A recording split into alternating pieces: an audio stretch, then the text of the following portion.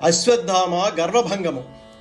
ఈ విధంగా శ్రీకృష్ణుడు ధర్మాన్ని తెలియపరిచి భీముణ్ణి ఒప్పుకునేటట్లుగా చేసి అర్జునుడితో ఈ విధంగా అన్నాడు: ద్రౌపదికి, నాకు, భీమసేనునికి ఇష్టమయ్యేటట్లుగా ఇంతకు ముందు నువ్వు చేసిన ప్రతిజ్ఞ సిద్ధించేటట్లు నేను చెప్పిన విధంగా చేయు అని.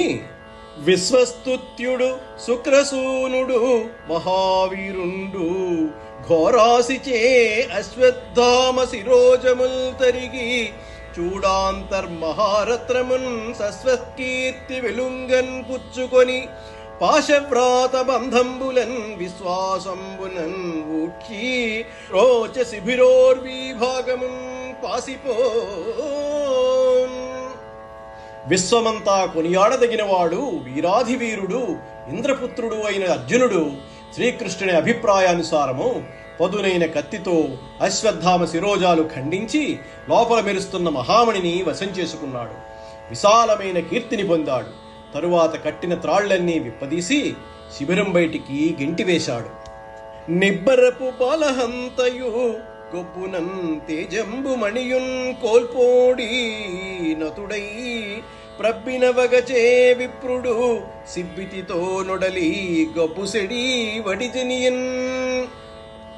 నిర్భయంగా అర్భకులను చంపిన ఆ హంతకుడైన అశ్వత్థామ తన మణిని, తన తేజస్సును కోల్పోయి పాండవులకు నమస్కరించి సంతాపంతో, సిగ్గుతో తన గర్వం అంతా నిర్మూలనం కాగా వెళ్ళిపోయాడు.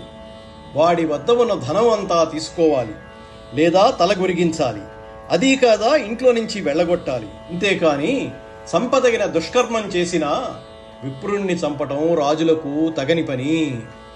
ఇట్లు అశ్వత్థామ ప్రాణా అవశిష్టం చేసి వెడల నడిచి పాండవులు పాంచాలి సహితులై పుత్రులకు శోకించి మృతులైన బంధువులకెల్లా దహనాది కృత్యంబులు చేసి ఉదక ప్రదానంబు చేయు కొరకు స్త్రీల ముందట నిడికొని గోవిందుండును తారును గంగకుంజిని తిలోదకంబులు చేసి క్రమ్మర విలపించి హరిపాద పద్మజాత పవిత్రంబులైన భాగీరథ జలంబులు స్నాతులైన ఉన్నయడన్ పుత్ర శోకాతురులైన గాంధారీ ధృతరాష్ట్రులను కుంతి ద్రౌపదులను చూచి మాధవుండు మునీంద్రులను తానును బంధుమరణ శోకాతురులైన వారల బగపు మానిచి మన్నించే ఇవ్విధంబునా.